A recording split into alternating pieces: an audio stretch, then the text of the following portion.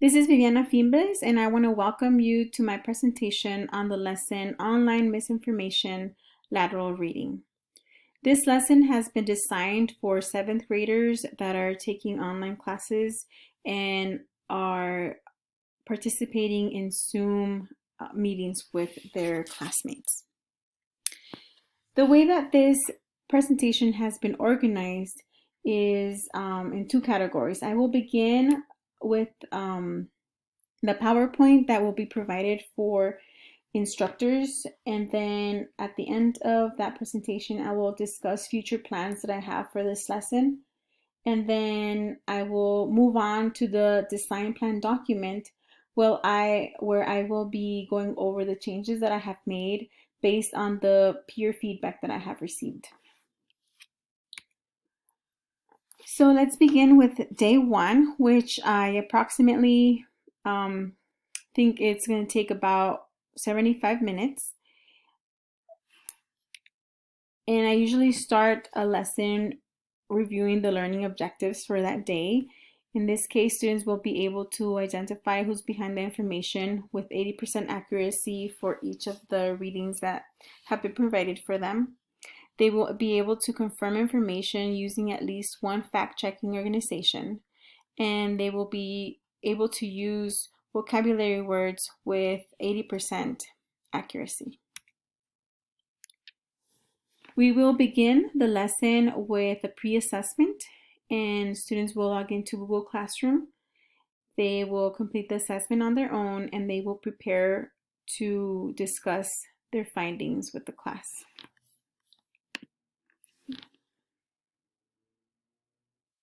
This is what the pre-assessment looks like when we go to Google Classroom.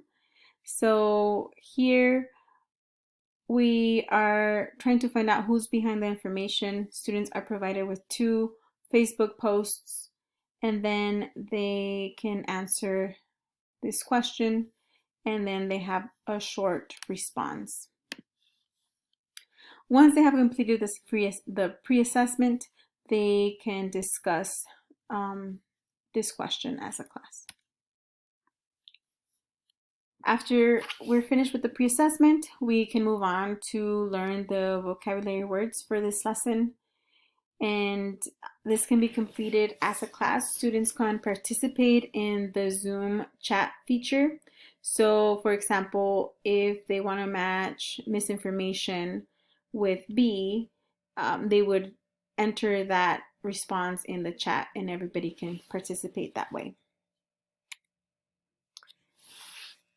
Then we can move on to the introduction to lateral reading, where the instructor can review what fact-checking organizations are, what they can do for us, and here are 3 different fact-checking organizations. For this slide, the teacher will also review Wikipedia, and later on students will be reviewing a video on their own. After that, the instructor can model how we can use fact-checking organizations. For example, here we have a news headline, and we can use one of the fact-checking organizations from the previous slide to check if Real News right now is a reliable source. After that, students get to practice on their own, and they go to the Google Classroom, they select the practice, and they complete the activity in groups of 3. That activity looks like this. So they go directly to the Google Doc. They automatically can enter, their group number and their responses, and everything gets saved automatically. After that, they prepare for the class discussion, and they answer these 2 questions. Then the teacher will go over the homework assignment. So there is a blog page that they will go to where they can find a video about Wikipedia, and they can find the homework assignment there. So this is what the blog page looks like. Here is the video on using Wikipedia. And then here is a homework assignment. This homework assignment shares two different websites, and students are to explain which website is most trustworthy. And then there's a little bit more information down when they scroll down. Then this takes us to day 2. Day 2 can be the following day, or in many cases, librarians only see a class once a week. So that can be the following week. And it's also about 75 minutes long. So again, we begin with the learning objectives. In this case, students will be able to use click restraint strategies to find reliable information using a search engine. And then they'll be able to analyze provided evidence that has been provided by using reverse image search strategy. And we want them to do this effectively about 80% of the time. And then we will also use vocabulary words, and we want them to use them accurately 80% of the time. So we begin again with the pre-assessment using Google Classroom. They take the pre-assessment on their own, and this assessment looks like this.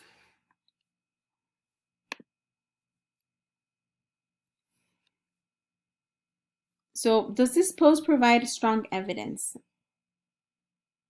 I did make a little bit of changes to this problem. I cleaned it up a little to make it easier for students to type in their response. And then we come back as a class where students will be able to discuss their answers. We will also have vocabulary review. So if it has been a week since they have seen those words, we want to make sure that they review it one more time. So students usually write down notes in their notebook, and they can answer some of these questions. There are about 9 questions, so this should take about 10 to 15 minutes to complete. Usually it's recommended for students to do this in groups because it encourages them to put a little bit more effort since their team is counting on them having the correct answer. After that, we review lateral reading, and they break up into groups of 3 again. On their own, they discuss how they have used lateral reading, maybe on the homework or what they have seen the teacher do. And then we come back as a class and discuss what has taken place during those group discussions. So once that's completed, the teacher can lecture on click restraints. And this is usually done when you are analyzing search results. So the teacher goes over what to do when you conduct a search and how to go through the results that you have. So we want them to focus on a title and then the URL, and of course to look very closely at the description of the sites that show up. They will be able to practice on their own using Google Classroom. They select the activity, click restraints, analyzing search results. They complete it on their own, and then they prepare for the class discussions. So this is what that activity looks like. There are some directions. Here's a link that they follow, and then they complete this chart, and then there's some follow-up questions there. Of course, we come back together as a class and we discuss what was the best website to use. Once that's completed, the teacher will take some time to model how to complete the reverse image search strategy. So the teacher models by going to this site, clicking on the photograph, and then doing a search Google for image, and then we learn a little bit about where that picture came from. So again, they're using the strategies that they have learned to click through these results. So once this has been completed, students can practice this on their own. They have been provided a link, and then they follow the same steps that the teacher has completed. And of course, they come back and discuss what they found out on their own. Before the lesson is over, we want students to review vertical reading versus lateral reading. So the teacher is going to take some time to demonstrate vertical reading and how it is not as effective as lateral reading. So the teacher will go through this website, review the URL, talk about the appearance, the language, and how it can be fundraiser or donation based. So after the teacher has conducted that demonstration, students will be guided to Google so that they can complete this question. They get to see the website one more time, and then they get to answer this question. Is this a trustworthy website? Why or why not? So they get to answer here in complete sentences, and their peers get to see their answers right away. And that would be the end of this lesson. So what comes after that depends on how students do.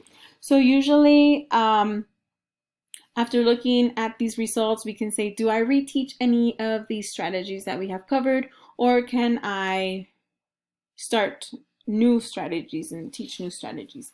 I would have loved to be able to add video evaluation to this lesson, so I was very excited about that, and that would be something that I would like to add. Or we can have an activity on news versus opinion, or verifying claims on social media. There was also an online game that I wanted, board game that I wanted to incorporate into this, but I decided to take it out to be able to use more of the strategies that I find very important for lateral reading. So now we're moving on to the design plan document, and I will go over some of the changes I have made. So I added this to my title, lateral reading, because that is the main focus of this lesson, and that's something that I hadn't thought about before. The overview, I just added a little bit more about what activities you can expect throughout the lesson. The needs analysis, I didn't add anything new. I just talk about, students have access to online information all the time, and it's important for us to be able to provide this type of training for these students. I thought it was very important to add some prerequisites. I think it's important for instructors to understand that many times what we do before the lesson is very important. For example, having norms for Zoom meetings or having experience with the tools that we're using, that makes a big difference on how smoothly our lesson moves forward. I also added more detail to my instructional goals. The feedback that I received was very good, and it made me realize that I needed to be a little bit more specific in my instructional goals. And I also changed my learning objectives. I added the condition and the measurement that, of course, are very, very important. The overview of instruction, I added a little bit more detail. I added the material so that the instructor can just quickly click on these links, which was also an idea that one of my classmates had to share with me. These links are very, very useful so that people can follow the lesson more easily. I also added a little bit of information of what the teacher can do.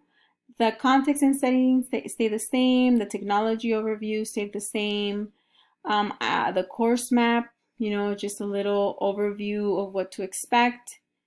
And then, of course, the changes I made and the future additions have also been added here.